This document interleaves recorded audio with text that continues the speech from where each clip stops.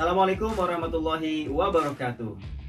Bapak dan Ibu, perkenalkan nama saya Iman Iskandar. Saya Widya Suara Ahli Madya pada Badan Pengembangan Sumber Daya Manusia Kementerian Dalam Negeri Republik Indonesia. Pada video kali ini saya akan menjelaskan tentang strategi pembelajaran mata pelatihan jejaring kerja. Satu mata pelatihan yang ada di dalam agenda 2, manajemen kepemimpinan kinerja di dalam pelatihan kepemimpinan administrator.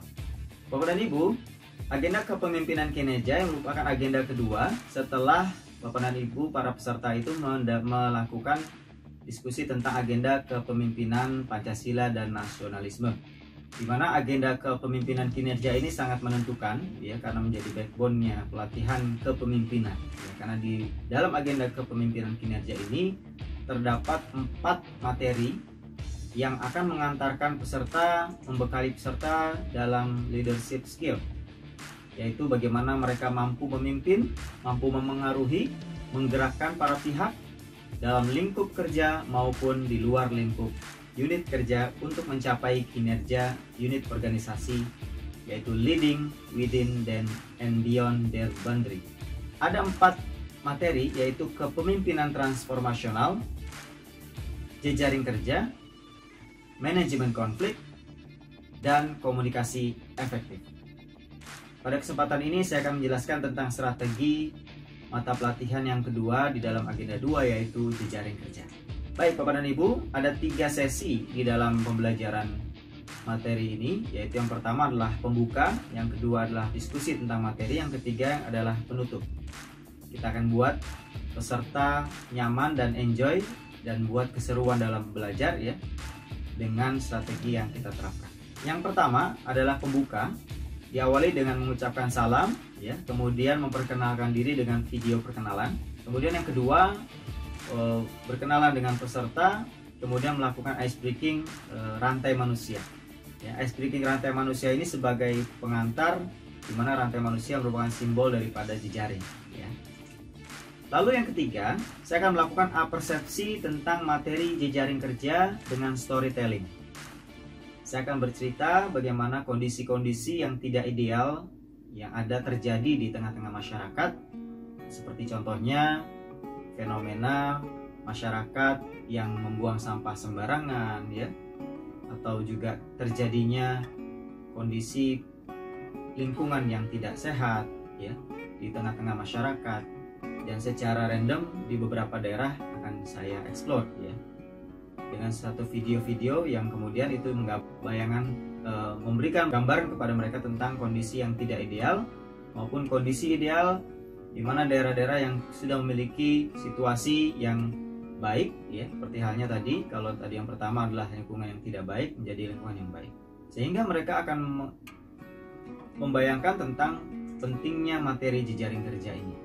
Sehingga saya akan jelaskan bagaimana konteks agenda kepemimpinan kinerja dalam materi jejaring kerja dan pencapaian tujuan diklat.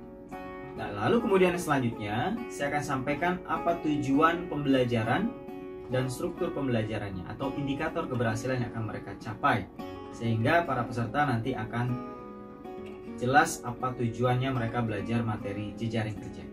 Nah, Bapak dan Ibu, kompetensi dasar dari materi jejaring kerja ini adalah peserta diharapkan nanti mampu mendayagunakan jejaring kerja personal dan organisasi untuk pencapaian kinerja organisasi.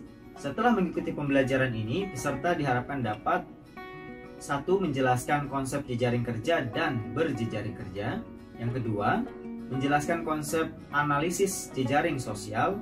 Yang ketiga, menjelaskan konsep penataan ulang jejaring kerja personal dan organisasi.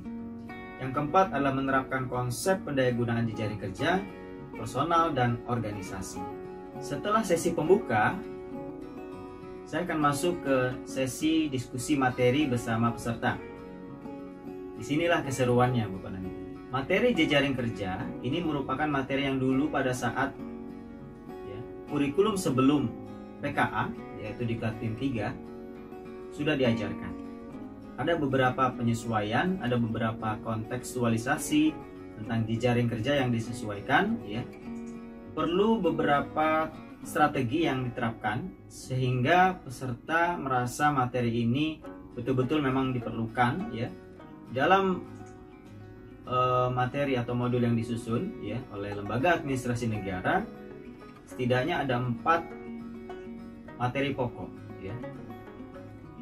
Yang pertama adalah konsep jejaring kerja dan berjejaring kerja. Yang kedua adalah konsep analisis jejaring sosial. Yang ketiga adalah konsep penataan ulang jejaring kerja personal dan organisasi. Dan yang keempat adalah pendayagunaan jejaring kerja personal dan organisasi. Pada pokok bahasan yang pertama tentang konsep jejaring kerja dan berjejaring kerja, pada awal saya akan melempar pertanyaan dulu kepada peserta tentang apa yang sudah mereka ketahui, apa yang sudah mereka pahami tentang yang namanya jejaring atau jejaring kerja. Dari pendapat-pendapat mereka, nah saya coba sandingkan dengan pendapat-pendapat atau konsep-konsep yang ada di dalam modul ya, tentang apa itu jejaring kerja dan apa itu berjejaring kerja. Sehingga nanti pada akhir pokok bahasan pertama ini peserta akan bisa membedakan apa itu perbedaan antara jejaring kerja dengan berjejaring kerja. Tentu dengan ceramah interaktif, tanya jawab, dan brainstorming. Di dalam konsep berjejaring kerja yang kita arahkan kepada peserta adalah bahwa sebuah jejaring itu dihasilkan dari kegiatan berjejaring antara individu, kelompok, organisasi yang melihat bahwa terdapat potensi besar jika bekerja sama untuk mencapai tujuan tersebut. Barat 2015 memberikan 4 aturan yang membuat berjejaring itu menjadi mudah untuk dipahami dan dilakukan. Ya. Yang dikenal dengan know, like, trust, and buy. 4 aturan inilah yang harus kita pahamkan kepada peserta ya, bahwa aturan ini menjadi urutan, tidak boleh loncat ya kan, harus selalu diawali dengan know, lalu like, lalu trust, dan selanjutnya buy. Kenapa? Ya tahapan ini pada dasarnya menceritakan bagaimana proses mendekati dan membina hubungan dengan orang lain ya, dengan seseorang di dalam instansi yang lain ya, dengan memberikan kesempatan orang untuk mengenal Anda. Setelah mengenal, selanjutnya orang akan menyukai Anda. Setelah menyukai Anda, baru mereka akan mempercayai Anda. Setelah mempercayai Anda, baru pada akhirnya mereka akan membeli ide Anda. Atau mereka akan mau bekerja sama dengan Anda, gagasan-gagasan Anda dengan mudah akan diterima oleh orang lain. Kemudian pokok bahasan yang kedua, dengan pola yang sama, saya akan melemparkan pertanyaan kepada peserta, apakah mereka tahu tentang analisis jejaring sosial? Saya akan berikan video contoh ya tentang jejaring sosial, di mana nanti peserta akan saya ajak untuk mencermati, kemudian akan kita narasikan dalam bentuk cerita tentang apa itu jejaring sosial. Lalu pokok bahasan yang ketiga yaitu konsep penataan ulang jejaring kerja personal dan organisasi. Di sini saya akan mulai ya memberikan di awal ya contoh kasus yang terjadi ya tentang kondisi yang sukses ya di dalam satu contoh tata kelola pemerintahan di daerah misalnya. Kenapa bisa sukses gitu kan? Baru mereka diajak berpikir, kita coba ajak mereka untuk mengidentifikasi ya kira-kira kenapa ada kesuksesan dalam penyelenggaraan pemerintahan tersebut ya. Misalnya ada stakeholdersnya siapa saja yang terlibat, aktor-aktornya siapa saja yang terlibat, bagaimana perannya masing-masing ya, sehingga jejaring kerjanya bisa dipetakan ya, dengan konsep yang ada ya. Lalu apakah dari kondisi itu masih bisa ditingkatkan ya, kesuksesan yang diraih oleh satu pemerintahan daerah bisakah ditingkatkan dengan cara menata ulang jejaring kerja, sehingga manakala ada kebuntuan-kebuntuan yang terjadi di dalam jejaring kerjanya itu bisa diidentifikasi apa kelemahannya, bagaimana cara mengatasinya. Lalu kemudian untuk pokok bahasan yang keempat, yang terakhir adalah pendayagunaan jejaring kerja personal dan organisasi. Disinilah sebagai pokok bahasan yang pamungkas ya. Pokok bahasan yang pamungkas ini bagaimana mereka setelah memahami konsep-konsepnya ya, mereka bisa menerapkan leadershipnya di dalam melakukan atau mendayagunakan jejaring kerja yang mereka miliki maupun menciptakan jejaring kerja yang baru ya. Nah, Sehingga Bapak dan Ibu, di sini bagaimana kita meminta mereka untuk berdiskusi, mencari kondisi yang tidak ideal di dalam organisasinya yang terjadi ya di dalam kelompoknya, sehingga mereka akan mengidentifikasi hal-hal apa saja yang butuh diperbaharui, ya. Pihak-pihak mana saja yang butuh mereka hubungi, ya kan, bangun hubungan yang lebih baik lagi, pihak-pihak mana saja yang harus mereka sambungkan, ya, sehingga mereka akan berperan sebagai aktor di dalam pendayagunaan jejaring kerja tersebut. Lalu diakhiri dengan presentasi kelompok hasil diskusinya, itu dengan metode yang kita bisa sesuaikan dengan window shopping atau dengan presentasi yang terukur, dan juga bisa masing-masing kelompok berperan untuk menanggapi hasil diskusi kelompoknya yang lain. Untuk studi kasus, peserta kita minta untuk memilih satu kasus atau menggali satu kasus yang terjadi di organisasinya maupun di kelompoknya yang akan diselesaikan dengan menggunakan pendekatan jejaring kerja dengan menerapkan tahapan pertumbuhan jejaring kerja dan mengelaborasi konsep kepemimpinan jejaring atau network leadership.